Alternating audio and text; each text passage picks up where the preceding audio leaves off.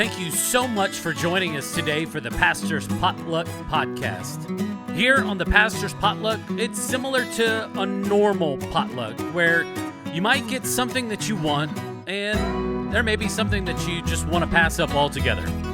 And that's okay. There's something here for everybody. Our goal here is to encourage you and maybe in the process entertain you. If you're ready, let's dig in. Well, here we are once again for another episode of the Pastor's Potluck Podcast. We've got an awesome episode today. I'm so excited that we have the equipment to be able to have more people on in a single episode.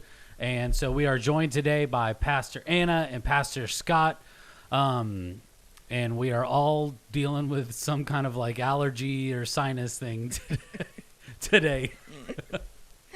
It'll be all right. We'll figure it out. Yeah. I guess once they start talking a little bit more, then you will understand, because our listeners are probably like, well, what's going on? Yeah. So they're nodding there. They're trying to save their voices for We're saving it for the good stuff. I just have one nostril, but still, it's just enough. Yeah. Dude, it's the worst feeling. Like, it's the absolute worst feeling in the whole wide world, is just being congested. Well, I mean, I can think of some things that are probably worse feeling, but yeah, like it's like this one's probably like the most consistent feeling, like whenever you're congested. So today we're actually going to be talking a little bit about something that picked up a lot of steam on social media, and now there's a website. There's even a book about it.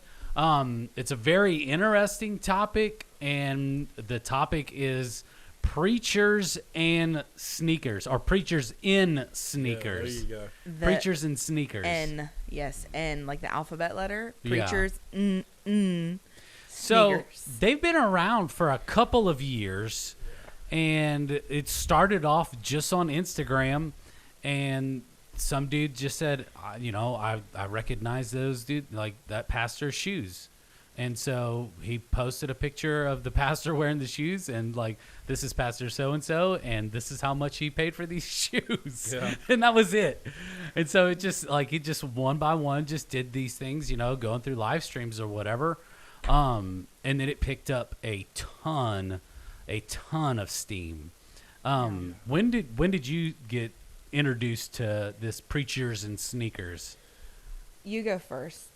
It's been a couple years. I would see the post and thought it was funny, but I would never like read the comments. And then I kind of got into that. There's a podcast that the guy that started the Instagram account did, that I checked out quite a lot. Yeah.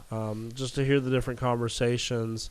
And I think what started out, if you hear him tell the story, what started out as something that he thought him and his buddies would laugh about on Instagram, just real small, like blew up into people having very meaningful conversations that need to be happening because of the celebrity pastor culture that exists, whether for good or for bad, in different situations, and really questioning motives and things like that. And so it blew up into this like really big, healthy discussion.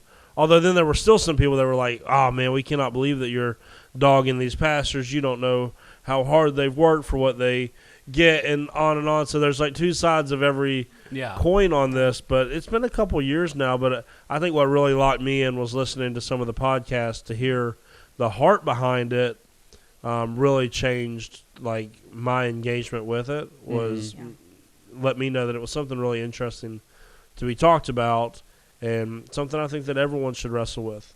Yeah, I'm pretty much in the same boat. It was something that I had a friend who his dad was a pastor, and he just tagged me in one of the posts, and there was no comment with it, just a tag, almost like, hey, just look at this.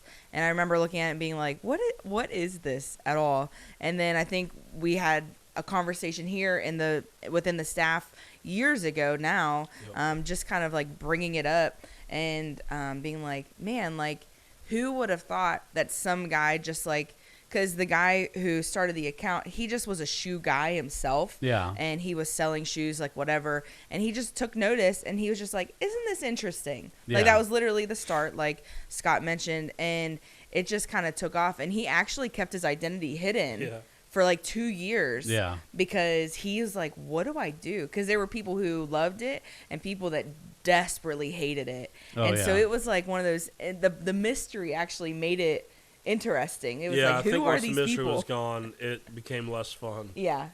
Once you knew, like, there's just like a person behind it, it was just like, oh, okay, well, that dude, like, that's just his life, like, whatever. But yeah, that was kind of where I was introduced through a friend, and then followed it through. I did read the book. The guy Ben, he came out with a book, kind of his heart behind the Preachers and Steakers attention, and I read that. It's an easy, short book. I think it's worth the read, just for curious minds.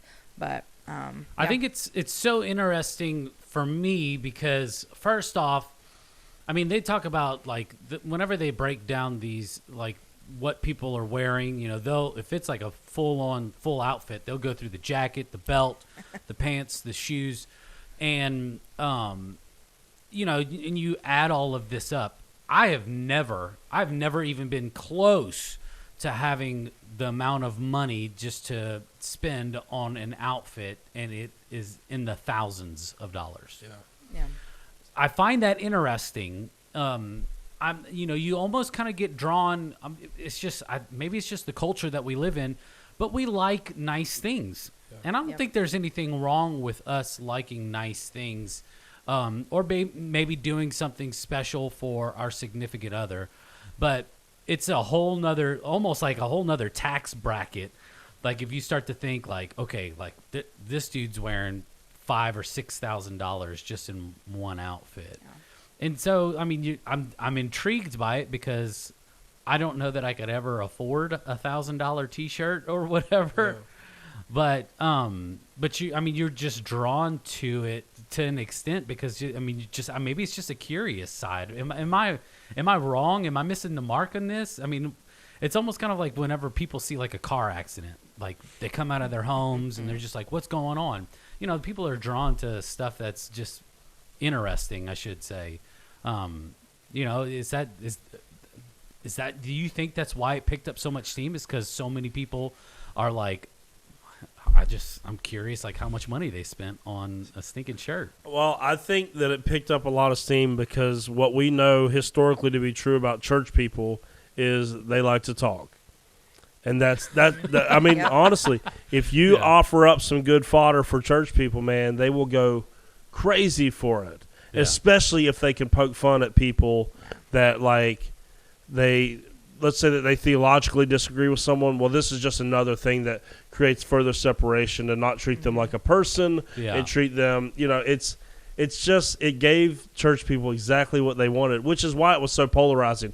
Why there were some people that were like, this is horrible, you're dividing the church, and other people that were doing horrible things and saying horrible things. And then there was people in the middle. This is where I would fall, that goes, I think that there's really healthy conversations happening here. Yeah. I don't know that we're in the position, because like you said, I don't know if I've ever been in a position to spend $1,000 on a shirt. When it comes to wealth is always relative. Yeah. Like there are people that live life in your tax bracket that would see certain things as extravagant and certain things as not extravagant. Whereas $1,000 for someone that's making all this money off of book sales and traveling the world and all that probably looks like a $40 shirt in your tax bracket. Yeah. So all of it's relative. And so there was people in the middle just going, I just think that it's a good conversation, a healthy conversation for the church to have. And because you always get these crazy people on both sides that are so, like, polarized, they will jump on anything, which is what made it popular. And then you had the people in the middle just going, hey, let's talk. And I actually think the guy that created the page, I think that's where he was at, was the middle. People were wanting to push him one way or the other. And to my knowledge, I think the podcast even stopped because I haven't seen a new episode in a long time. And I think some of that was because he was really wrestling with the health of what he was doing. Yeah. Like, if it was causing more good or bad for the church. And so I don't think that you're, you know, off base with what you're thinking about it, but it was just, it's an interesting conversation. Yeah. I got really into it. I just, my mind was refreshed. I got really into it last year when I was researching the prosperity gospel, because a lot of the folks that are tied up in the prosperity gospel movement that I'm adamantly opposed to are some of the biggest offenders on the page. Yeah. And so, you know, everybody likes taking a pot shot at Joel Osteen, but honestly, they don't know Joel Osteen. Most of those people do not sit there and listen to Joel Osteen every week either, to sit there as their judge and jury over whether Joel Osteen is biblical or not. And I'll say that because I'm one of those people that I don't mind saying something about Joel Osteen or someone like that, but I don't sit in his church. Yeah. I honestly don't even know what the guy's all about. I hear bits and pieces, and I make my judgment based on partial information, which is unfair. And so I've stopped saying bad stuff about Joel Osteen because I don't know him. Yeah. Now, people that I listen to consistently, if they say something that I disagree with, then I can say from a place of, like, authority, like, hey, I listen to this guy week in, week out.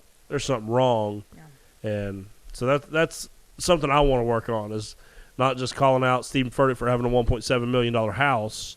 Yeah. Because relative to what he makes, because of how successful he has been in other, that he's on record of being one of the most generous people to Elevation Church. Yeah. At the same time as owning a $1.7 million house.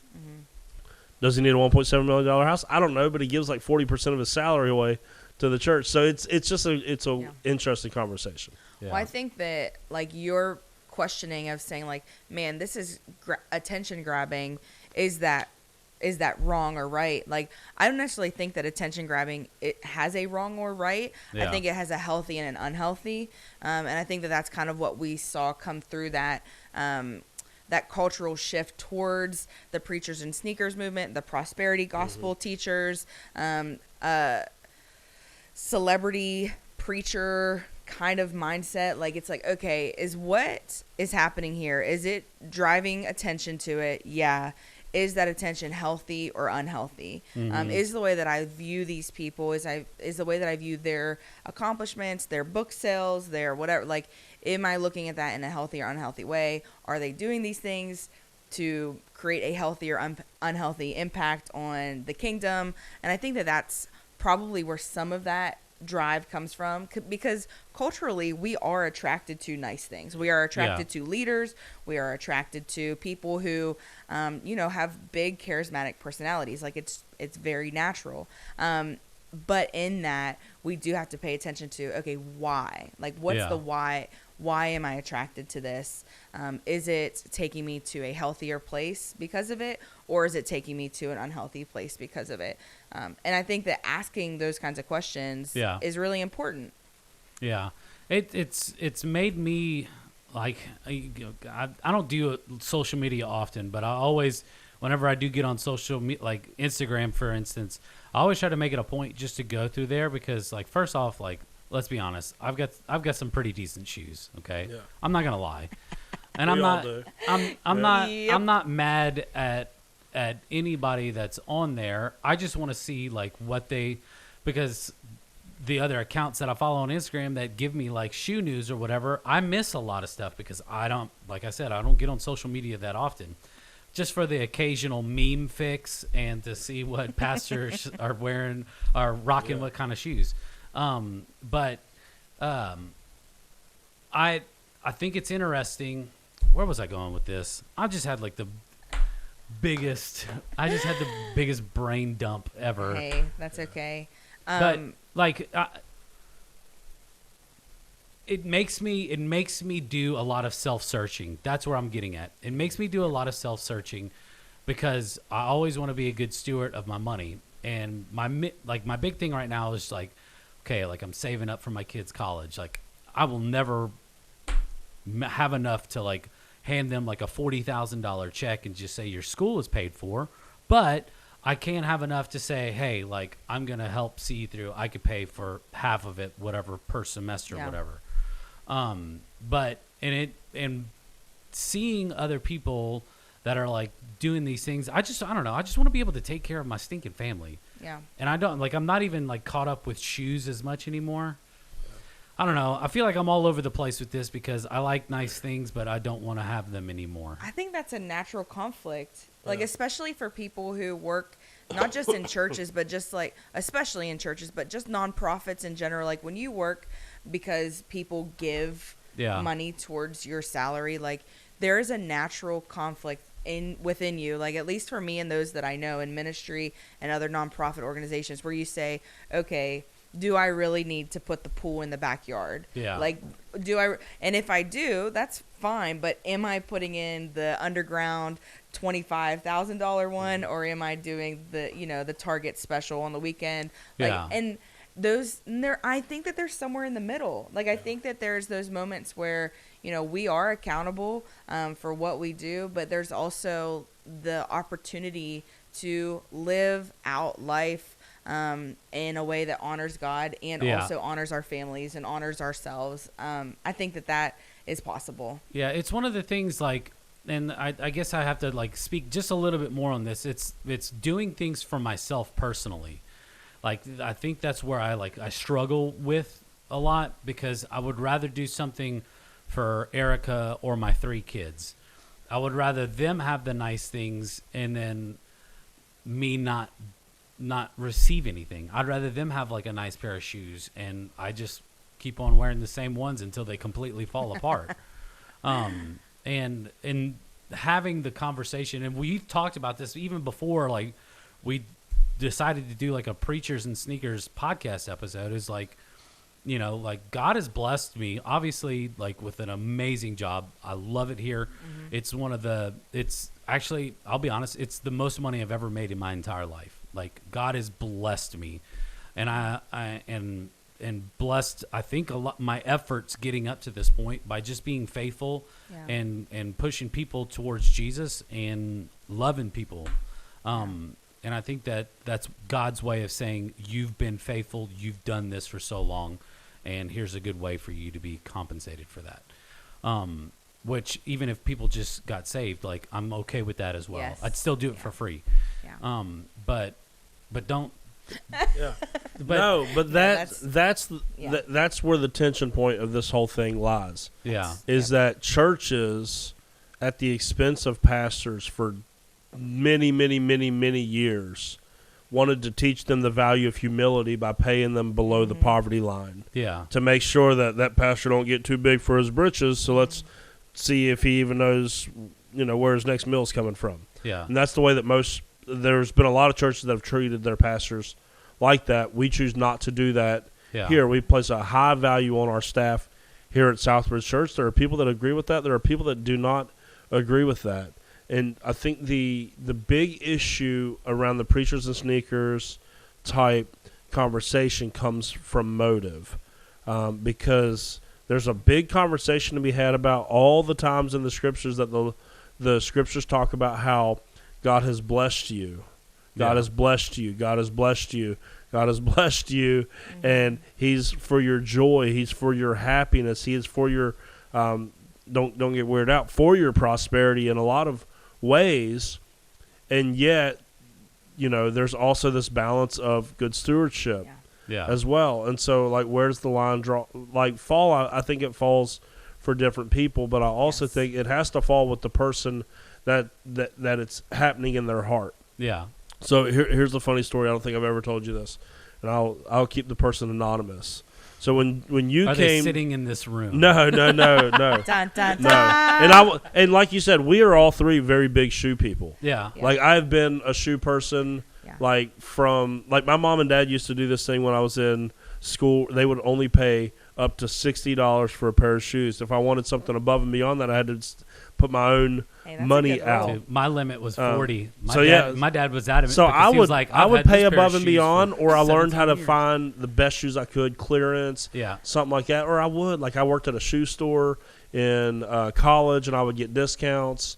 In fact, that's a whole nother story. But I've always loved shoes. But here's a funny story. When you came, and I knew that you love shoes too, but I didn't always wear them to preach in and things. Mainly because we were still working on culturally figuring out who we were going to be as a church. And so I would wear a lot of dress Loafers? shoes, loafers, because that's kind of who I saw it before me. Yeah. But once I became the lead pastor and I kind of felt comfortable in my own skin, Yeah. like if you've been watching from a distance, you might see a little bit of a difference in the way that I dress and things when I preach. But that's only because I feel I feel finally free enough in ministry to be me. Yeah. So when you came on your weekend where you tried out and you were candidating for the church, you wore an all black outfit, black jeans with rips on it, a fear of God, black tee, and the brightest red shoes that anyone has ever seen. Are there Jordan 12s? Jordan 12s. Yeah, they're the gym red ones. Yeah. So that's what you wore. And I'll never forget someone made a comment to me about this joker up on stage wearing some red shoes, but they didn't even know you, they don't know which you. is the craziest thing to me, that someone could dare say this joker wearing some red shoes. I'm like, bro, first off, I just met the guy, right? You definitely don't know the guy. You know what I'm saying? We'd only seen each other a couple times through Zoom. That's sometimes the problem with this conversation is we just look at something, we go, that doesn't look good, but then we don't know that person well enough to make that judgment. Like, I don't know Stephen Furtick, and I don't know Brian Houston or any of these other people that I don't know them well enough to go like, how dare you do that or not. And so that's it's funny because it has to come down to motive. Like, there was only one person in all of the scriptures that Jesus looked at and said, sell everything and give your money to the poor. Only one person did he ever do that for whatsoever. And it was because, we talked about this in Bible study 2 weeks ago. It was our passage in our men's study. Yeah. It was, does your stuff have you, or do you just have stuff? And there's a difference between that. Like, if it's not something you could walk away from, if the Lord demanded it in an instance, then it has a hold on you. Whereas, do you have a hold on your stuff? Like, okay, the Lord's blessed me. I'm being generous. I'm taking care of my family. So therefore, I can enjoy the blessing of God. And if I'm not, but seriously, if you're not being generous, then you shouldn't indulge. If you're not making sure your family's well taken care of, you shouldn't indulge. But outside of that, the Lord has blessed you to enjoy his blessings, but it was all meant to roll up into praise to him ultimately, to go like, wow, like look at what you have done. I mean, when you look at the new heavens and the new earth, what God has created for us, he's not creating something subpar for us to enjoy. It's going to be immaculate. It's going to be amazing. That's what he wants for his people, but we do have to then balance that by stewardship and all the other things. That's why it's an interesting conversation, but it's such a difficult conversation because too often we're having it with the wrong person. We're having those conversations with the wrong people. I'll probably never get to talk to Stephen Furtick in my life, so I don't have anything to say about him because I'll never meet him. I'll probably never meet Joel Osteen. These are people that I'll never meet, so it'll be hard for me to ever judge. And I don't even think the Preacher's Sneaker guy was judging at all. I don't think so. No, I think there were some judgmental people that jumped on there. Well, that's any comment section on anything, but he just found it interesting. Like you said, he likes shoes, and he just wanted to just start an Instagram account and just be like, hey, like, look at this guy's shoes, like they're awesome. And well, I think that, like, if I'm remembering correctly from the comment sections, there were many occasions where there was a defense that went up for those individuals saying that was a gift, like from a congregant, or like there are people who, know that they like said thing, or they saw this thing, it made me think of them, so I got them, like whatever it is, like. And I think that those are also sides of the story that we don't know. Like, there's two sides to every coin, and we can make observations about something, but and I remember having a conversation like this one of the cold winter days in here whenever we were surviving. We were locked in because of the snow. That's right. We had a conversation around that. Live like on gas station food, the stuff at the bottom of the hill. 7-Eleven was life. But we had this conversation about, if you have a concern, like if you're close enough with that person, take it to them. And that's with truly anything, not just financial things or money items, but it's just like, man, if you've got a question, go get the other side of the story. Like, go figure out the whole story before you just blast a comment section or share a post or whatever it is. Like, go have that conversation. Yeah, that's Matthew 18. Yeah. That's Matthew 18. Go to your brother if you're at odds with him. And sometimes we're like, well, I'm not feeling conflict. No, that even means if you're standing in judgment of your brother, just go to him. Yeah. There was a pastor that I knew early on in ministry, and this was when I was first coming into church ministry. Yeah. I was making practically no money, and so I was like, I just assumed everybody in ministry made no money. And then there was a pastor that would show up at these lunches that we had that had a sports car. And I remember being super judgmental, like, I wonder what his church thinks about that. I wonder what his neighbors think about. And I look back on that and I go, I don't even know that guy. And I never went to him to find out about him. I just stood in judgment over him. I still remember that, though. Like, it just hit me because I think culturally we have built up in our minds that a pastor is supposed to, this is your lane. Yeah. You're supposed to, do this, do this, do this. And it's like, I mean, there's health in that, but then there's also, like, we also need to challenge that. And what Anna was talking about with the gifts thing, Perry Noble is a pastor that I don't know how he gets gifted shoes I need to get friends with these people. Yeah. But they will send him like shoes that are $300, $400, $500, $600 pairs of shoes for him to wear while he's preaching or whatever. And it's because people know that that's something he values, so that's what they gift to him and like bless him that way. And so he wears them, and then people goes, how dare him? He should sell those and give it to the poor or whatever. Like, why would he sell a gift? Yeah, why? Yeah, somebody wanted to bless him like that, and so therefore you should enjoy the blessing of God in your life, not hold it in contempt and be like, I'm going to go sell this. Then, like, because that person got blessed by blessing you, and so you don't want to take that availability away from them either. So the whole gifting aspect is a part of that culture. Mm-hmm. Like, I love listening to Mike Todd. Yeah. He was preaching in a pair of shoes back last fall, and he junked them up in a sermon illustration because he dumped potting soil all over the stage. And he was wearing these like Yeezys that I guarantee were just really expensive. Yeah. And he was jumping around in this stinking potting soil and destroyed them. Yeah. And he said he looked down during the sermon and saw him. He's like, oh, my gosh. He said, the Lord had actually told me to give these away after I wore them today. He was going to gift them to someone. He's like, now I got to go buy a whole brand new pair to give to somebody else because the Lord told me to gift a pair of shoes like this to somebody. So the whole gifting culture is really interesting, which is another reason why until we know the whole story behind stuff like that, like we're not in the position to have that conversation because it can just like – a lot of the shoes that I have right now are gifts. Yeah. I put it on my Christmas list because I know that's the only way I'm getting Jordans is if someone else buys them for me, most likely. All of my nice shoes are gifts, too. They were gifts. Yeah, I think Erica bought all my shoes because, every once in a while she'll come up and, like, if it's getting close to our anniversary or my birthday or something, she's like, have you been looking at any shoes? Like, a couple months before, like, she's trying to play it off like... Like, I don't know that my birthday's in a couple weeks. You know, like, it's not in a couple weeks. So we haven't had that conversation recently. But you've been brave enough to go to the mall lately? Yeah. What'd you see in the window? Yeah. What are your favorite colors on shoes, Jared? Well, I did just buy some shoes from a teenager. So, I mean, I'm not here to brag or anything, but I got some new used from teen boys because they grow out of their sizes pretty quick, and I can get some nice new shoes before too long. So, real talk. You don't have to tell me who that individual was, but this Sunday I will wear those red shoes again. So you can walk up to him and be like, look at this joker up there. No.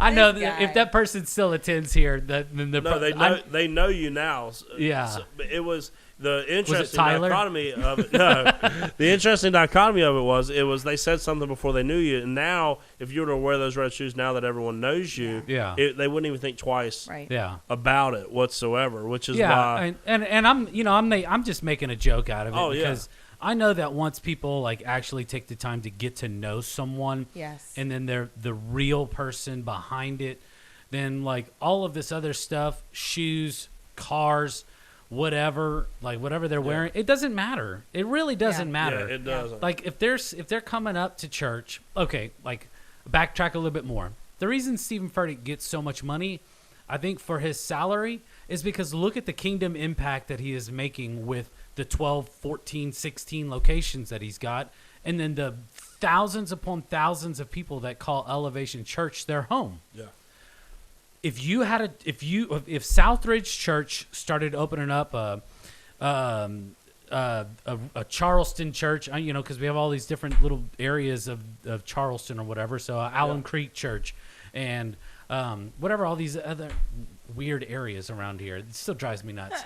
But if we opened up multiple locations like this, it doesn't make sense for someone who oversees that amount of individuals, that amount of staff, that amount of ministry that happens every single day, not just week, but every single day, because multiple things are happening throughout the week, for you to get paid $60,000 a year. Yeah.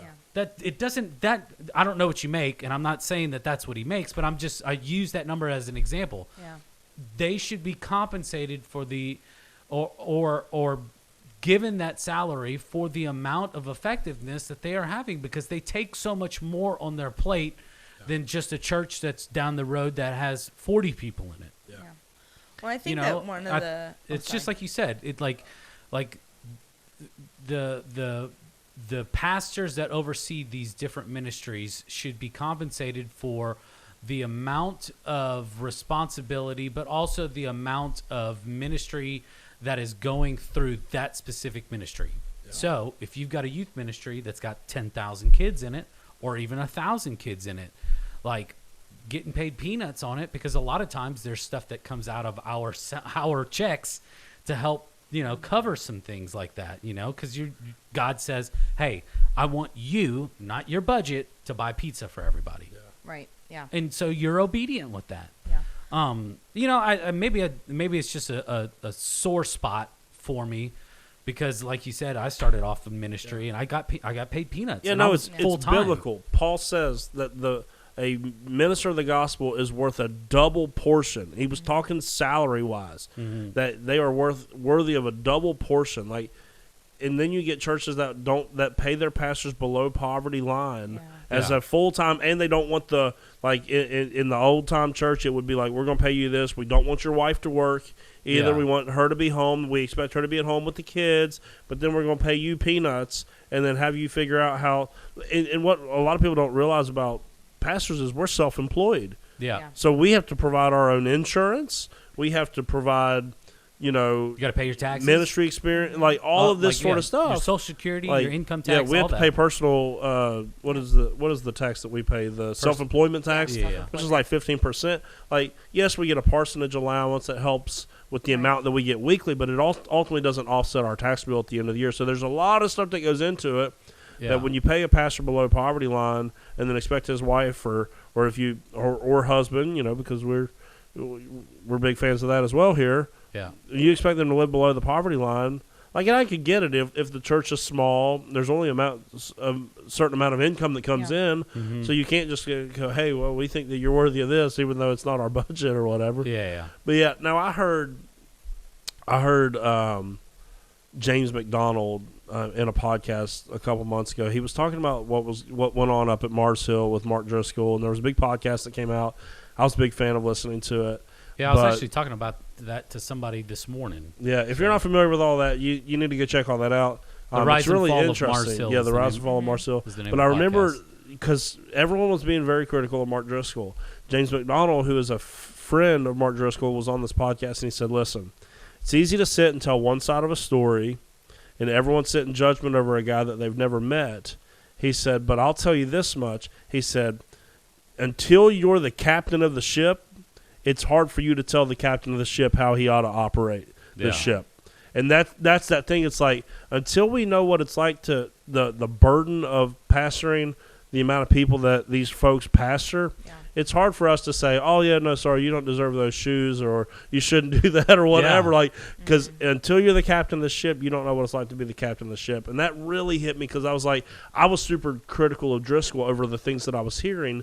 And a lot of it was like, oh, he was lacking tactfulness and love and compassion and things with people. But I also don't know the weight of the leadership that was on him when you're trying to pastor thousands upon thousands of people, and who knows, maybe we're not meant to actually pastor that many people. Maybe that's the inherent problem in the megachurch movement right now. I'm not saying it is, because I'd love to pastor a megachurch one day. Yeah. But I thought that comment, that unless you're the captain, you don't know what the captain's facing, was so helpful for me to not pass judgment, because I'd fall into that pretty easily as someone with big aspirations in my life, and I go like, why do they get this and I don't get that and all that? So yeah, it really hit me. Well, I think that's a great point, and it kind of drives me to think about one of the things that I see in this movement is the ability to have people that can speak to you as the captain, that can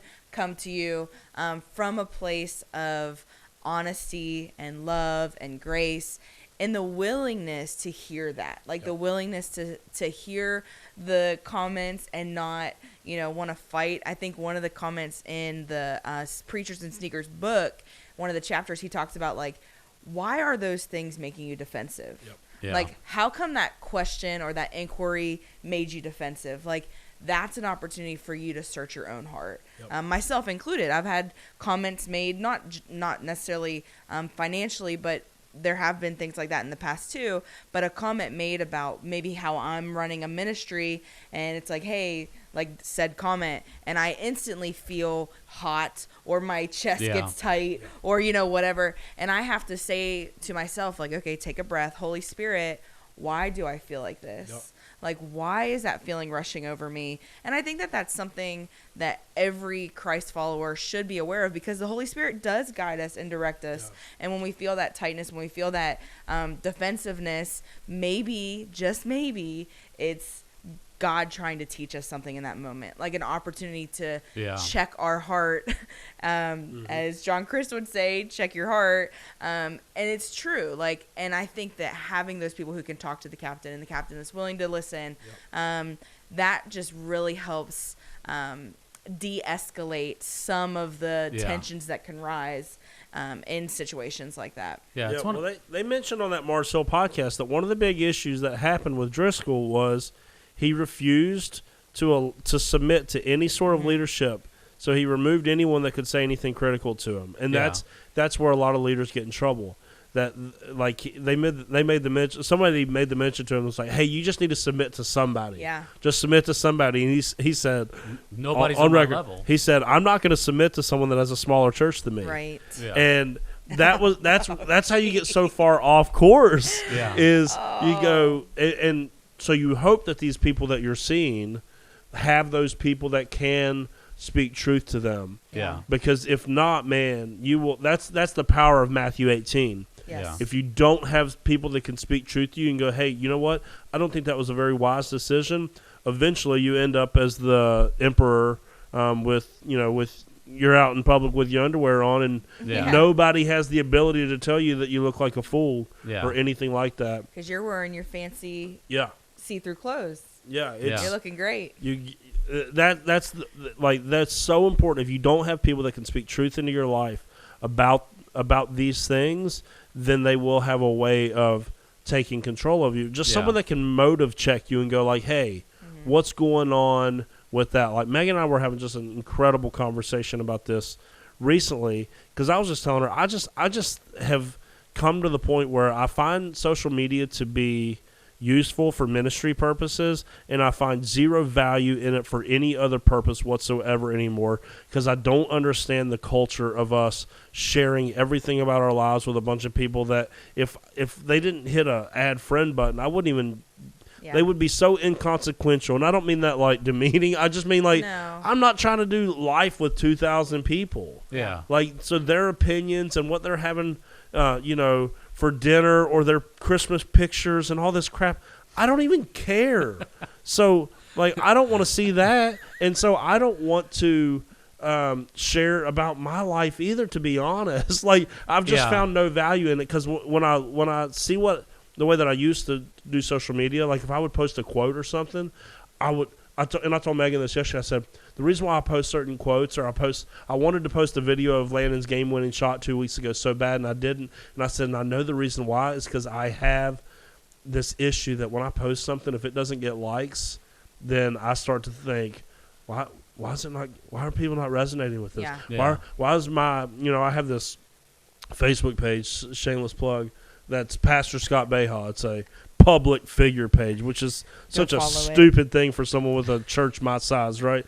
Like, and I go, why are more people not liking my post? Like, these are brilliant things that I'm saying, and you know what? Who cares? Like, social media is a fake world that we live in It is. that have convinced ourselves to care about it. And outside of the ministry purposes that we use it for here, I am so uninterested in it. Yeah. It's just a silly thing that we do. Like, hey, look at me, look at me, look at me, and all the while trying to go, but it's not about me. It's not about me. No, it's Well, we got so just much silly. of it during the early stages of the pandemic because everybody was locked inside of their houses for weeks and months at a time. I want to go back to cat memes. You know what I'm saying? Well, I want to go back to cat memes, man. I don't care at all about, like, it sounds bad, like, because I know so many people will be like, there's so many redeeming qualities. You can keep up with people and see their kids as they grow up. I want my kids to grow up with your kids. Yeah, like if I want us to hang we're out. really in relationship, I'm gonna watch your kids grow up. I don't need to see pictures of your kids on the internet. Yeah. I just don't. Yeah, I'm about done with social media myself. Yeah. I did start a TikTok account recently, and I've just been like kind of doing some singing videos on there because it was always popping up like people doing duets or whatever. Oh yeah. But I just because I like to sing and that's like a major part of my job, but like like you said, my life and the things that I do with my family, like I want to have the pictures of those, but I want to be reminded of the times that I was hanging out with my family, not the times that I look back on it because it says, do you remember that you did this on this day so and so years ago, and then I only got 10 likes on it. Yeah. This Like, is getting renamed the Boomers Only podcast. I know it sounds like such an old And person this all thing to started say. with sneakers. But you know what? There's a guy. I won't say his name. There's a guy in Southern West Virginia that pastors one of the biggest churches in our state. He has no social media whatsoever. Yeah. Pastors one of the biggest, most influential churches in our state. No social media. There are pastors of very significant churches in our state that you will not find them anywhere on the internet whatsoever. Yeah. Yeah. And I'm challenged by that because I always thought, well, you got to build a platform if you're going to. You know what? If the Lord wants to promote you, He'll promote you. Yeah. You don't have to be a self-promoter out on social media trying to become famous for your 5 minutes or whatever it is. Like I've decided that's not the route that I'm going to go. No, I don't want to pay. Well, most of the time they got somebody that they're paying to do all this promotion for them. Yeah. So, what are you going to pay that person? $40,000, $50,000 a year or whatever? Yeah. And goodness gracious, that's a big waste of money. I mean, like you said, just if it's going to happen, let God do it. Let God bless it. Let God multiply it and let Him do it. Because whenever God does things, it's a lot better than old Jared or Anna or Scott would be able to do it. So I think that our social media can't. So here comes the non-boomer in the room. I think that social media can be used as a tool. We've had a potluck about this a while ago.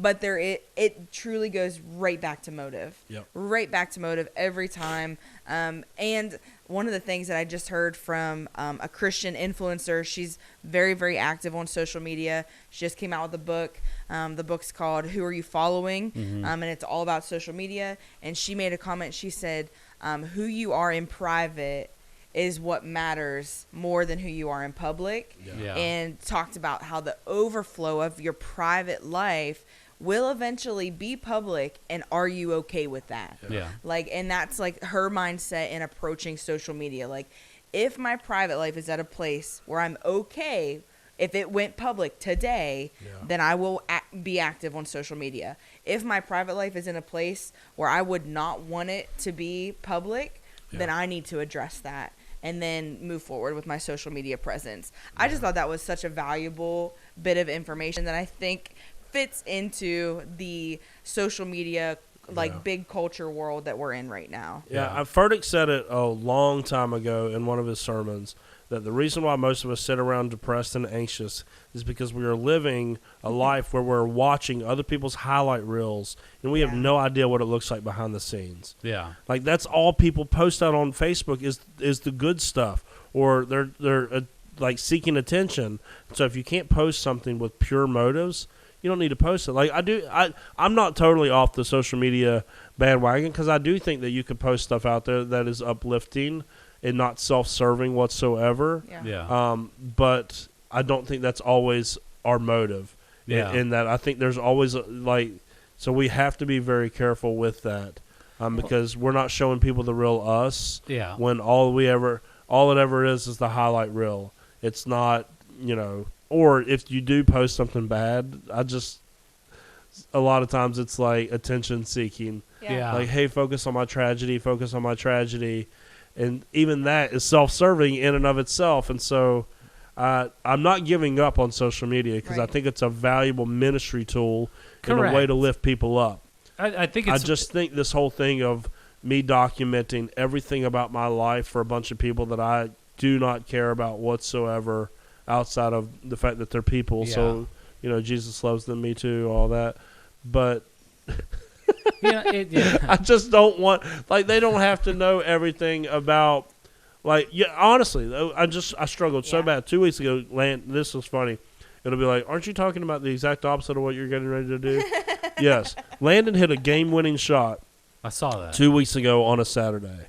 Immediately, I wanted that video. And y'all know I've talked about this on other podcasts. I don't have social media on my phone right now. I was going to break my rule, download social media, and post that video, because I wanted everyone to know how incredible my son was. And the Holy Spirit was like, why? Why don't you just enjoy that moment as a dad? Hold on to that video. Show the people that you actually care about when they ask about it, because if someone asks you for it, then that means they care about it. If you just throw it on their feed, they might not care about it whatsoever. And I knew if I put that out there, people would say, oh, he's so awesome, he's so awesome, he's so awesome. And then I would feel good, and it would be totally self-serving, and I would rob that moment from my son. And so I didn't even put it out there. I'm like, you know what? I'm just going to hold on to this. Kind of like Mary, she just treasured all these things in her heart.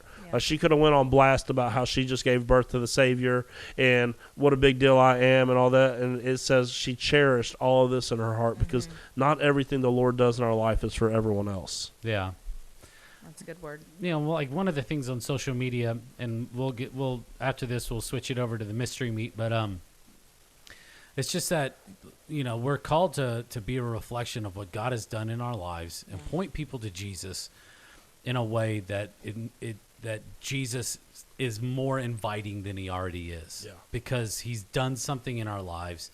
He's done something in our families' lives. He's done something maybe through our relationships with our spouse and our kids, and he's healed those areas in our lives.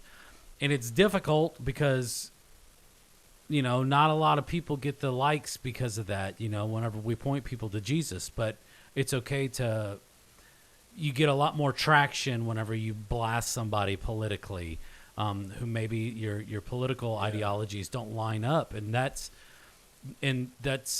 wrong. We should be doing these things and be pointing people to Jesus in a way that makes Jesus already more inviting than he already is, When you don't know if that Jesus post is going to get the flack that you think. I mean, we see churches all the time who preach the gospel that still blow up. They still see hundreds and hundreds of people come to Christ all the time, thousands of attendees. That happens, and they're teaching the gospel. And so I think that that's possible with social media too. It's just making that choice. What is my purpose on this platform?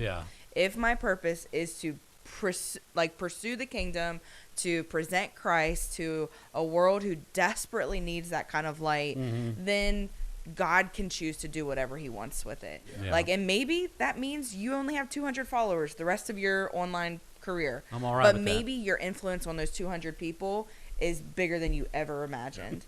And so it's just addressing things in such a way that you're just you know what, I'm going to be so intentional in this part of my life. And thinking through how will these things maybe thinking through the steps above, how will these things be perceived as hey, and if that's a place where someone has struggle, be someone to those 200 followers that they can shoot you in the DM and say hey, tell me more about this, or how did this go, and just to be a personable type of individual. I think that that's just an important presence to have. Yeah, I think that I've recently kind of made that shift, and maybe this just happens in your 30s at some point. Mm-hmm. Whereas, like, when I was 29, getting ready to become the lead teaching pastor of Southridge Church, I thought, oh, I'll be preaching to thousands of people within just a couple of years. Yeah, that is a surefire thing that's going to happen. Yeah. And coronavirus is like, here, take 60% of what you did have and shut up, right? So that's what happened. And so here I am now in my mid-30s, and I'm going, you know what, God? I'm going to just let you be the one that promotes. Yeah. And so if you want my platform to be bigger, then you'll let that happen. Or if you just want me to love these 300 people that you've given us with everything that I have for the rest of my life, I'll do that too. Yeah. And so it's interesting how as you get older, you kind of understand that, and you just get like, all right, God, if I'm not the guy for 3,000 or 30,000 or 300,000, I'll be the guy for 300 or I'll be the guy for 30. Whatever you want me to do, I find more fulfillment in making sure that that's true. But a lot of times I think we try to push ourselves forward. Yeah. Rather, like, I think about David. David didn't want the crown. The crown came and found him. Right. God put the crown on him. He wasn't looking for it. But in the meantime, he was privately getting his orders in affair to be the type of person that could be promoted to that next level. Yeah. He was doing all of this stuff behind the scenes no one else knew about. And then when his number got called, he was ready, which is why I think, like, when it comes to these people with really big platforms wearing shoes and people talking about them all over the country, the reason why they're able to do that and not a crumble is that they had to have a time of private preparation that got them ready for that platform. Mm-hmm. And that's the problem with a lot of us in our current culture. We see these people have these meteoric rises overnight, and it's like, no, you're only seeing what happened in the last 30 days. Like a fraction. Like we didn't see Mike Todd, the youth pastor for 10 years, ministering to 30 kids at this little tiny church in North. No, all we see is the guy that's decked out in Gucci and wearing Yeezys on Sundays and preaching to millions of people, and we go like, oh, that was an overnight success. It's like, what do you think that church over there was 300 people, and most of them were wanting to leave because they weren't on board with the vision of the church. But we see these blow-ups like Furtick or whoever it is and go, oh, that happened overnight. No. They were being prepared in private. They were making sure that they had the sort of character that won't crumble when the spotlight finally hit them. And that's, I think, if you're not willing to go through that process, then you may get the platform, but the platform will get the best of you, which is why we keep seeing very high-profile church leaders taking early exits because they're narcissists, because they're sexual abusers, they're whatever it is, and it's because they got where they wanted to go, but they didn't prepare themselves before they got there, and they made a mess of the situation. They hurt a lot of people in the process, and they honestly they had a negative effect on the gospel in the name of Jesus in our culture because of it. Yeah, good point. Ooh, such a good discussion. So much to like digest and just kind of take in and just stew over. And I'm glad that we record these types of conversations, not only just for everybody that listens, but also just for myself too.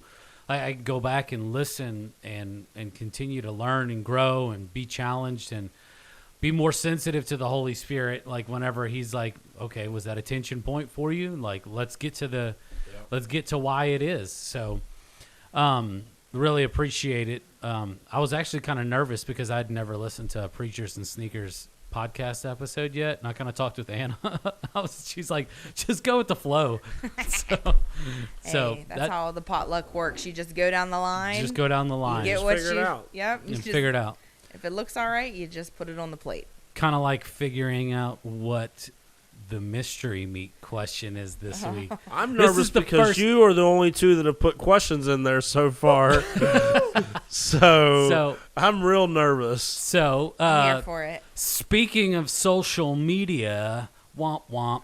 But you can go like our social media page, the Pastor's Potluck page, and submit questions. So real talk, the only two people that have ever put questions in this jar are me and Anna.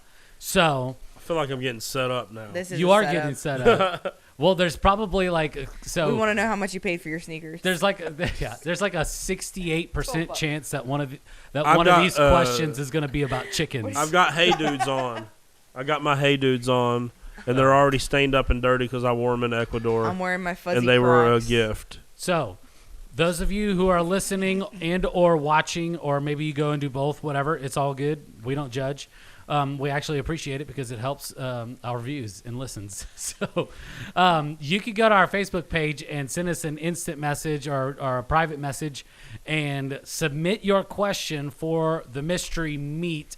And what we do is we print them out, cut them up, fold them up, put them in a jar, and then we just shuffle it up. I don't know if you can hear that. For those of you who are listening. What's that called? ASMR? Yeah, no, well, I don't care about that. I'm just trying to... I don't even know what that is. Yeah. And so we just mix it up, and then we pull a question out. I don't know what it is. Nobody knows what it is. Nobody. So, nobody knows what it is. Unless you do. Oh, this is a good one. It says, would you rather discover a hidden treasure or a living dinosaur? A hidden treasure? I buy all kinds of shoes then. Or a living dinosaur, you could charge admission. No, have you seen Jurassic Park? Yeah, but they have like little tiny ones that are still kind of cool. There's Not a new even some of Jurassic them Park won't. coming out this summer. Yep. If they want to sponsor this podcast, Yeah, we're talking yeah. about it. Come on. I'm certain Chris Pratt's a big fan of our show. That's it. So if he could put in a Somebody word tag for him. us, talk to Spielberg about it. Like, let's make make this it happen. happen. Yep. No, I would take the treasure, though, to be honest, because I'm a little leery of things like dinosaurs. Yeah. Like, I don't want to come face to face with any animal Yeah. unless it's one of my cats. The treasure sounds cool. I know, right? I just saw the new Uncharted movie that's based on the video game, and they find a treasure in it, and that looked pretty fun. Spoiler alert, they find the treasure. Wow. Yeah, the whole process of finding treasure sounds a lot funner than the process of finding a dinosaur randomly. I think that dinosaurs, like, would it be like finding a Komodo dragon or like a giant iguana? Is it the same thing? Or are we talking like giant, Like a pterodactyl. big, like, or are we talking about like my sister has like a pet snake? Like, I think there's a lot of variables in this. I would like to see a dinosaur that someone else discovered. Yeah, that'd be kind of cool. But like, I'll take the treasure. You find a pterodactyl. I'll pay some of my treasure to come see the pterodactyl. This is a plan. You pay me. Yeah, the admission is treasure. That's so good. Print that ticket. Yeah. Treasure, admit So, one. like, there's too many variables, though, because one man's trash is another man's treasure. Ooh. And what are you doing to find the dinosaur? You don't do things that put you in scenarios where you can find dinosaurs. If this Scott. guy is at risk of a mosquito bite, he's not finding the dinosaur. Yeah, I'm not finding the dinosaur. Yeah, It's not the happening. situations you have to find yourself in to come face to face with a dinosaur is the exact opposite of how I live my life. That's a Snoop Dogg dinosaur, what you were about to say, a dinosaur. Yeah, like whatever it is that where people normally come face to face with wild animals, I'm trying to do the opposite of that. Yeah. Although I think treasure hunting is a lot like that too. Sounds dangerous. But like, spoiler alert, in Uncharted, they got to go more of a city, and I'm down with that.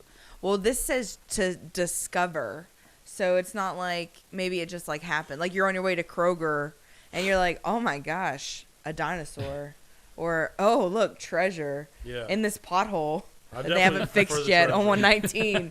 Like, That's so oh good. man, Yeah. I'm on team treasure too. See, I don't know. I don't care.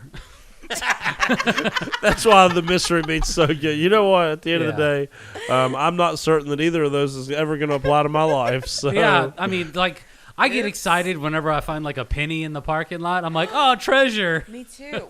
Okay, so this is true story. And then Erica looks at me and she goes, oh, look at that dinosaur. We found a dime outside of Panera Bread, and Paul picked it up, and he goes, oh my gosh, this is amazing. It's like finding 10 pennies. That happened in my life, you guys. Wow. That happened. When He you was said that you excited. found a dime, I was like, you're going to have to be more specific in regards to American what you currency. Found. Just knowing, current cultural things. I found Paul Blake. Yeah. That boy's a dime. I wasn't even thinking of that version of dime either. Wow, there's so many words that mean multiple things. Yeah. The English language is difficult. Yeah, Oh, it's boy. all good. American currency. But, it's just... American currency, what a segue. Yeah, what a segue. Just to try to keep us back on... American currency. Yeah, it's all good. Look, you know what? I want to see, like, we need to get more people to put in stuff. Or just me and you need to go get coffee one day, Pastor Anna, and just see what can come up, because you know what? I like this. I liked that one? I just like the idea, because I don't have, it didn't allow me to prepare for an answer because I wrote the question. You wrote the question? No, she did. Oh, she did. Okay. I think we're at the end of the potluck, you guys. I think we are too, but I'm just saying. I'm very full. Yeah. I already No had more dessert. seconds, Yeah, thirds. we're good. It's all good. Hey, we appreciate you guys for listening, and y'all have a great day today. Bye. Thank you so much for listening in with us today. We really appreciate it. If you haven't done so already, go ahead and hit that subscribe button. You can also follow us on social media, on Facebook, Instagram. You can also watch the video version of this on YouTube as well. All you have to do is search up the Pastor's Potluck Podcast. From all of us here, we want to say thank you, and we'll see you next week.